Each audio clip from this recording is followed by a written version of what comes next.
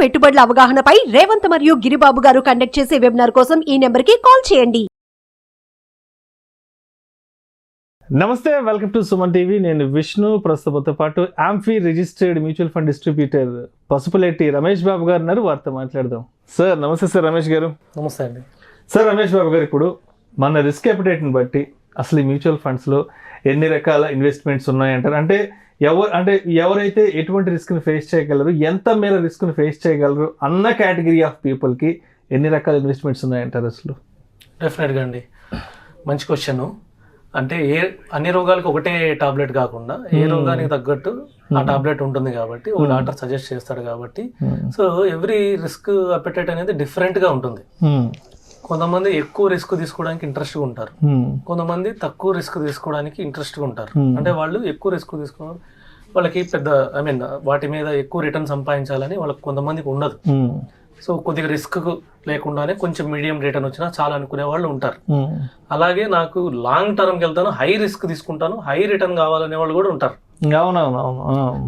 So ఇట్లాగా రెండు రకాల పీపుల్ ఉంటారు కాబట్టి సో దానికి సంబంధించిన రిస్క్ అపెటైట్ ప్రకారం పోర్ట్ఫోలియోస్ డిఫరెంట్ ఉంటాయి.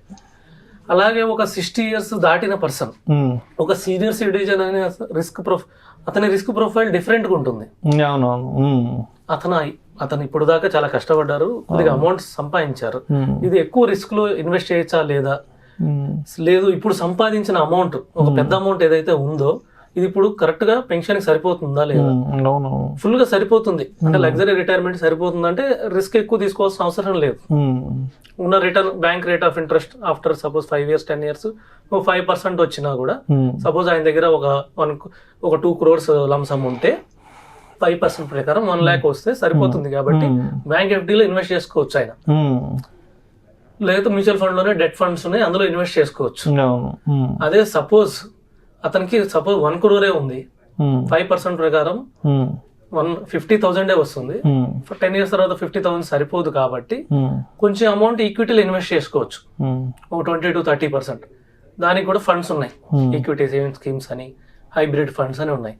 లేదంటే డైరెక్ట్ గా ఒక 20 to 30% ఈక్విటీ మ్యూచువల్ ఫండ్ లో, ఒక 70% డెట్ ఫండ్స్ లో పెట్టుకోవడం ద్వారా కొద్దిగా రిటర్న్ ఎక్కువ జనరేట్ చేయగలుగుతారు. ఒక 8% ప్రకారం ఇన్వెస్ట్ చేస్తే ఏమవుతుందంటే సపోజ్ మనం అనుకున్నట్టు 1 crore 50,000 వచ్చే బదులు 80,000 వస్తుంది. దానివల్ల అతనికి సరిపోయే అవకాశం ఉంది. ఇన్ఫ్లేషన్ ప్రకారము ఇప్పుడున్న ధరలకి 10 సంవత్సరాల తర్వాత చూసుకుంటే డబుల్ అవుతాయి.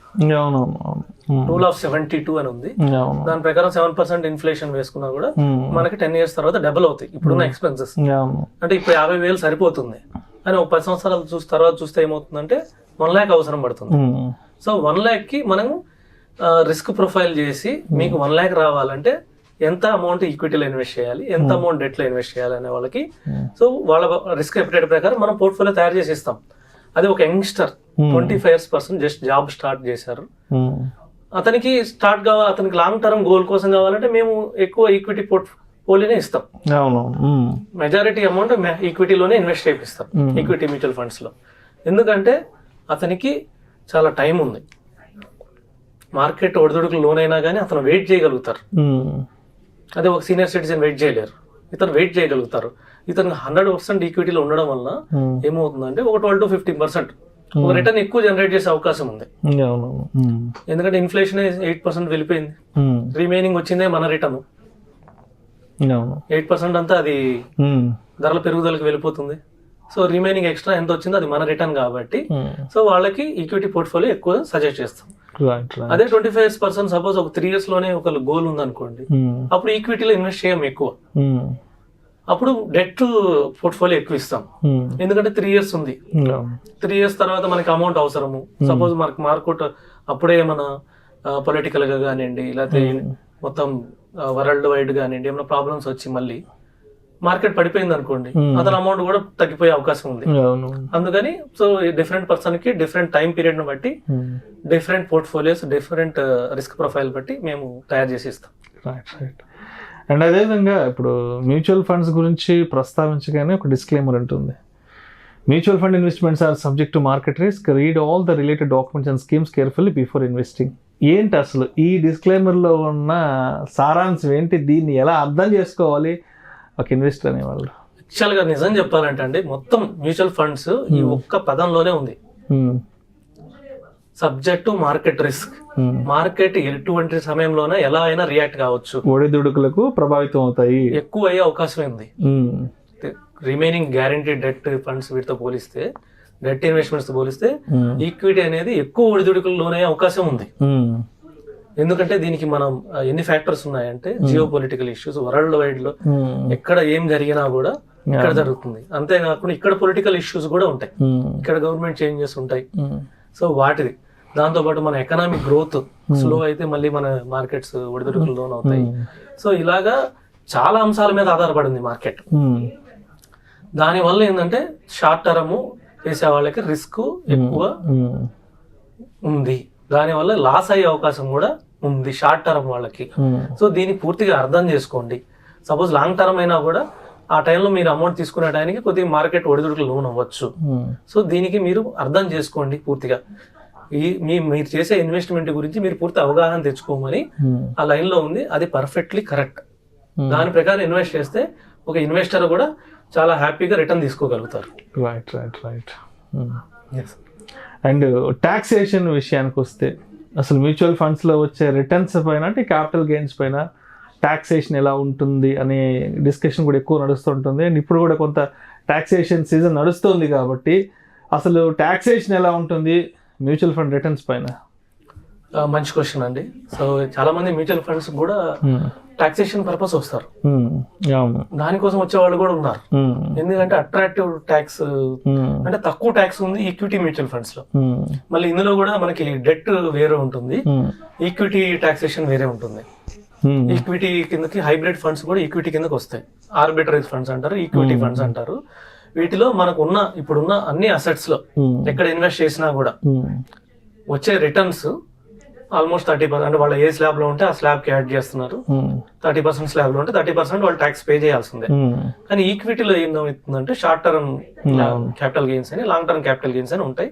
షార్ట్ టర్మ్ అంటే అయితే 15% మనం వచ్చిన లాభం మీద ట్యాక్స్ కట్టాల్సి వస్తుంది. అది 1 year అబౌవ్ ఉంటే లాంగ్ టర్మ్ క్యాపిటల్ గెయిన్ ఉంది. ఈ లాంగ్ టర్మ్ క్యాపిటల్ గెయిన్ చాలా అట్రాక్టివ్ ఉంటుంది. అంటే వచ్చిన రిటర్న్ లో కూడా 1 lakh వరకు రిటర్న్ ట్యాక్స్ ఫ్రీ. మనకి ఎంతనా రానండి 1 lakh వరకు రిటర్న్ ట్యాక్స్ ఫ్రీ. దానిపైన ఓన్లీ 10%. మనం ఎంత స్లాబ్ లో అయినా ఉండండి. ఇప్పుడు సపోజ్ మనం ట్యాక్స్ కట్టకపోవచ్చు, ఒక 10 years తర్వాత మనం 30% ట్యాక్స్ లోకి రావచ్చు. కానీ 10 years తర్వాత మనం తీసుకుంటే వచ్చిన వడ్డీలో వచ్చిన మనకి రిటర్న్స్ లో, ఆ రిటర్న్స్ లో ఓన్లీ 1 lakh వరకు ఎగ్జామ్షన్ చేసి మిగతా రిటర్న్ మీద ఓన్లీ 10% పే చేయాలి. ఇంత అట్రాక్టివ్ ఇచ్చే అసెట్ ఇంకోటి లేదు. అంత వైట్ లో అంత వైట్ మనీ ట్రాన్స్పరెంట్ ఉంటుంది, వచ్చేది వైట్ మనీ ట్రాన్స్పరెంట్ ఉంటుంది. ఓన్లీ 10%, అది కూడా 1 lakh ఎగ్జామ్ చేసి ఓన్లీ రిమైనింగ్ రిటర్న్ మీద 10% ఇచ్చేది ఈక్విటీ మ్యూచువల్ ఫండ్. సో మనకి ఇప్పుడున్న అవైలబుల్ లో ఇది ఒక్కటే బెస్ట్ ఉంది కాబట్టి ఎక్కువ మంది ఈక్విటీ మ్యూచువల్ ఫండ్ కి వచ్చే అవకాశం ఉంది. ఈక్విటీ కానివ్వండి, హైబ్రిడ్ కానివ్వండి, లేదా హైబ్రిడ్ అంటే debt to equity combination, arbitrage కానివ్వండి, ఈక్విటీలోనే చేస్తారు. వీటికి ఈ అవకాశం ఉంది, ఈ సదుపాయం కల్పించింది. అలాగే డెట్ ఉంటాయి. డెట్ కూడా బ్యాంక్ ఇంట్రెస్ట్ వీటితో పోలిస్తే చాలా చాలా బెటర్. ఎందుకంటే ఇందులో మనకి ఆర్బిట్రైజ్, మనకి ఇండెక్సేషన్ అనే ఒక సదుపాయం ఇచ్చింది. మళ్ళీ ఇండెక్సేషన్ 3 years ఉన్న వాళ్ళకి సపోజ్ 8% మనకి సపోజ్ రిటర్న్ వచ్చింది అనుకోండి, ఇన్ఫ్లేషన్ 8% ఉంది అనుకోండి, ఓన్లీ ఇన్ఫ్లేషన్ అడ్జస్టెడ్ రిటర్న్ మీదే మనం ట్యాక్స్ కట్టాలి. అంటే 8% ఇన్ఫ్లేషన్ ఉంది, 8% రిటర్న్ వచ్చింది, మనం ఏం ట్యాక్స్ కట్టాల్సిన అవసరం లేదు.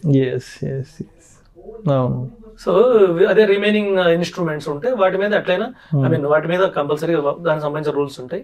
అవి ఇన్కమ్ కి యాడ్ చేస్తారు. ఇన్కమ్ స్లాబ్ ప్రకారం మనం ట్యాక్స్ కట్టాల్సి వస్తుంది. సో అందుకని ఈక్విటీ మ్యూచువల్ ఫండ్స్ అనేవి చాలా అట్రాక్టివ్. తర్వాత డెట్ ఫండ్స్ కూడా చాలా అట్రాక్టివ్.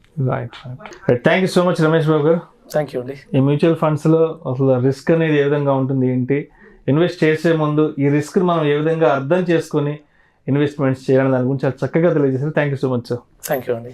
సుమన్ టీవీలో మీ పర్సనల్ అండ్ బిజినెస్ ప్రమోషన్స్ కోసం కింది నెంబర్కి కాంటాక్ట్ చేయండి.